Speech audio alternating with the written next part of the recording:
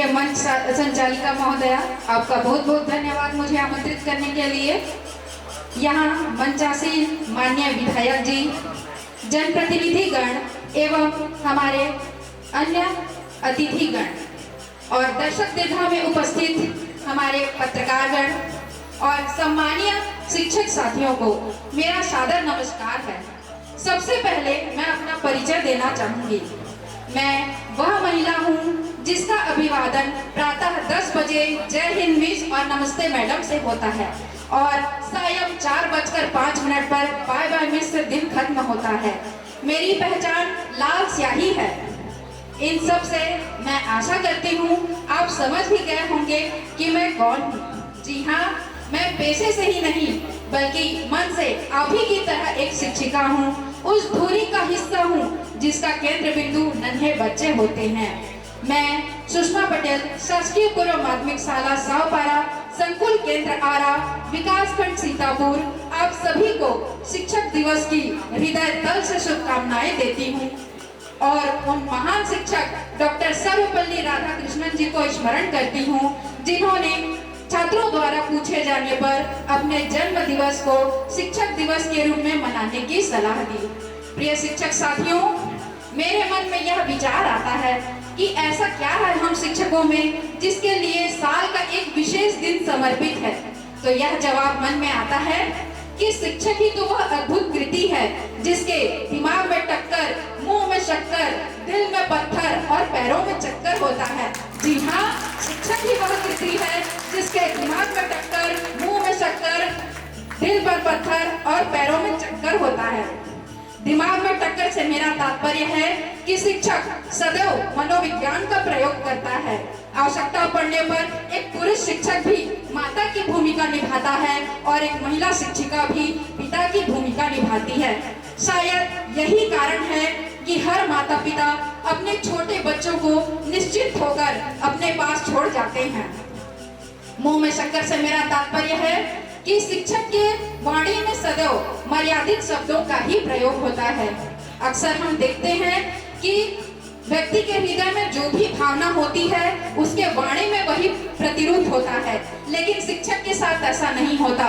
बच्चे विभिन्न प्रकार की शरारतें करते हैं, बदमाशियां करते हैं, अपनी उद्दंडता प्रदर्शित करते हैं। शिक्षक उन पर क्रोध भी करते हैं, उन्हें डांट भी देते हैं, परंतु हमेशा मर्यादित वाणी का ही प्रयोग करते हैं।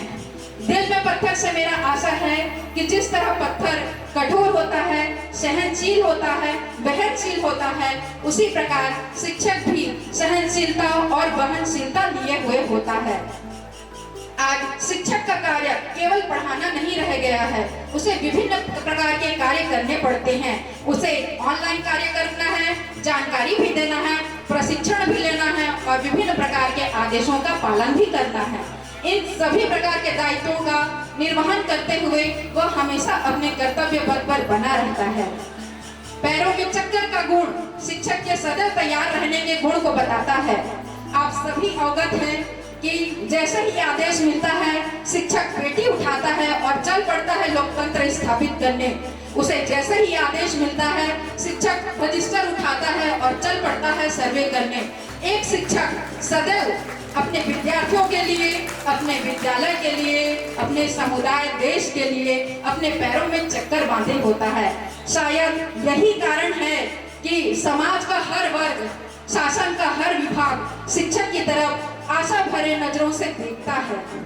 प्रिय शिक्षक साथियों, हम अपने विद्यालय में बच्चों को पढ़ाते हैं, आप बाल कटा कर आए, नाखून काट कर आए, साफ कपड़े पहने, खुद साफ रहें और अपने परिसर को भी साफ रखें। लेकिन देखिए, समय का पहिया घूमता है, वह बच्चा बड़ा होता है और कलेक्टर और विधायक जैसे उच्च पदों पर सुशोभित होता है, तो उसके सामने कैसी परिस्थिति आती है कि उसे ही पुनः शिक्षक को सिखाना पड़ता है कि आप कैसे रणनीति बनाएं, कैसी व्यवस्था चलाएं, कैसे अपने कर्तव्यों का निर्वहन करें। मैं इस मंच के माध्यम से अपने शिक्षक साथियों के लिए एक प्रश्न छोड़ना चाहूंगी। हमने ऐसी परिस्थिति क्यों निर्मित की कि उस बच्चे को आज सिखाना पड़ रहा है, अपने कर्तव्यों को पुनः याद करवाना पड़ रहा है। आज इस शिक्षक दिवस के पवित्र स्थल और पवित्र समय में मैं एक शिक्षकीय भावनाओं को आप सबके सामने रखना चाहूंगी। जब एक शिक्षक अपनी सेवा काल में प्रवेश करता है तब उसके मन में बहुत सी उमंगें होती हैं, बहुत सा उत्साह होता है कि वह बच्चों को नई नई बातें सिखाएगा, नई नई चीजें पढ़ाएगा, उन्हें आगे ले जाएगा, उनकी अज्ञानता दूर करेगा। और जब उस शिक्षक के सेवा की समाप्ति का दिन आता है तब उसकी पूर्व संध्या वह शिक्षक यह सोचकर द्रवित हो उठता है कि कल से मैं इन बच्चों के बिना क्या करूंगा, कल से मैं इन बच्चों के बिना क्या करूंगा। प्रिय शिक्षक साथियों, जब एक छोटा बच्चा शिक्षक के पास आता है तो वह उसका नाम केवल पंजी में नहीं बल्कि अपनी जिम्मेदारियों की सूची में दाखिल करता है। और जब वह बच्चा अपना अध्ययन करके शाला से निकल जाता है तो भले ही वह पंजी से खारिज हो जाता है, परंतु एक शिक्षक के मानस पटल पर सदैव अंकित रहता है, सदैव अंकित रहता है। प्रिय शिक्षक साथियों, एक गुरु सदैव देना ही जानता है, बदले में एक छोटी सी गुरु दक्षिणा की अपेक्षा करता है। वह गुरु दक्षिणा है केवल आदर और सम्मान की। एक शिक्षक को केवल 5 सितंबर शिक्षक दिवस के दिन सम्मान नहीं चाहिए होता है, बल्कि आजीवन वह आदर की अपेक्षा करता है, वह आदर की अपेक्षा करता है।